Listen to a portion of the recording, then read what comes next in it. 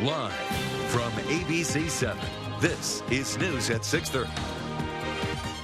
A massive brush fire is still burning in Golden Gate Estates this evening. That's where we start. Thank you for joining us. I'm Gage Goulding. We just learned that power lines are what sparked the fire more than 24 hours ago. This is in the area of Immokalee Road and Wilson Boulevard, if you're familiar with that part of town. We just got an update within the last hour. Right now, the fire holds steady at 300 acres burned, and crews have this fire about 75% contained. ABC-7's Mercedes Martinez is getting us more on where this fire is still burning and what it's already claimed. Mercedes.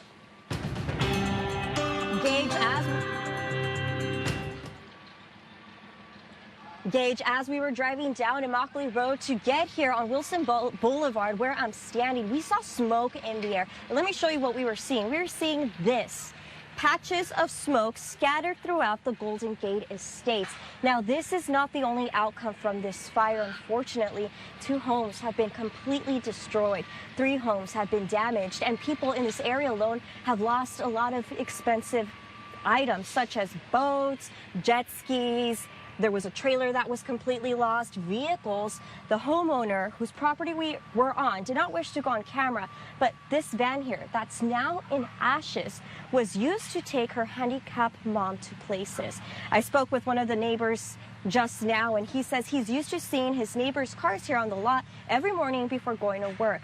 Last night was a different scene. He came back and the cars were in this state, which he says is a devastation, but he also says that there is a lesson here to be learned.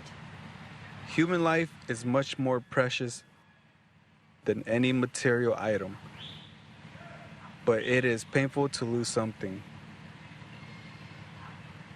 Everyone that we've been able to speak to from this fire agrees with that statement. They're all lucky to be well and alive.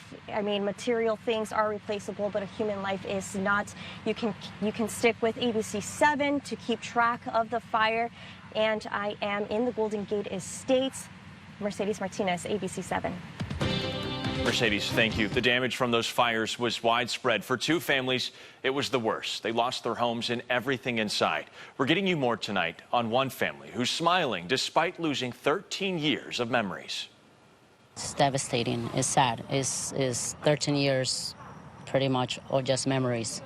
It's burned. Everything's burned. The Romero's home off Wilson Boulevard was one of 2 burnt to the ground during Friday's fires. When they drove back after evacuating, they could still see everything they owned, their life, burning through the window. My memory stay here with my daughters, my son, everybody. I don't know now what I can do. ABC-7 was with the Romeros as they salvaged what they could. Oscar sharing that this could have been much worse. His wife and dog were home when the fire was raging in their backyard. My wife, she was stay here. She was see something fire right there. She take the house to turn it down. Thanks God, we have my life and my daughters and my wife safe. Yeah, you heard him say it there. Oscar's wife and the family dog, they made it out safely. The Romeros tell me they do have insurance, and right now their plan is to hopefully rebuild there. Let's get you more on the other fires in our area. The Florida Forest Service was also fighting a massive brush fire in Hendry County. This was on Dooley Grade Road. Firefighters say at least 900 acres burned here. The fire is now 100% contained. And on the Charlotte-Sarasota County line, crews battled another brush fire on Friday, this time in Northport. Take a look at these pictures. Firefighters say at least 70 acres burned at Toledo Blade and Price Boulevards. That fire is 90% contained. While crews were fighting the fire, they evacuated some nearby daycares just out of caution. Both fires are still under investigation. We'll get you more once we learn how exactly these fires were started. And let's get you even more now on fires all across the Sunshine State. Looking at this map here, all of these red dots are active fires burning right now. Now, keep in mind, some of these may be prescribed burns. However, we're seeing more fires than normal for this time of year. And the brown dots, well, those are ones that have been put out, and the green dots are fires that have been reported. Now, to get us more on how wind and weather can drive and change these fires, we go to the expert, most accurate meteorologist, Sammy Squires. And rain can help, right, Sammy? Yeah, we really could use that rain, but looking at our live radar, of course, we are not seeing any rain. And actually at this time yesterday, we were actually seeing some of the smoke actually popping up on our live radar.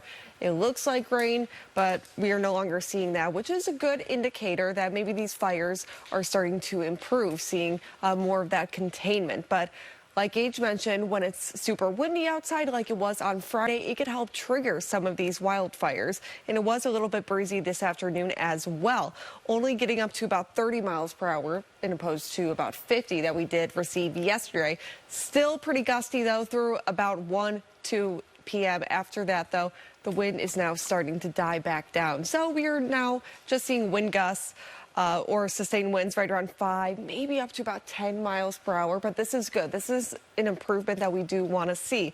What we also want to see is more rain on the way, as well as our humidity actually increasing. Even though you're thinking, okay, humidity, what does that have to do with it? When we have super dry air, as how it is on the East Coast, you can see where that brown is by Fort Pierce. Yellow, still pretty dry.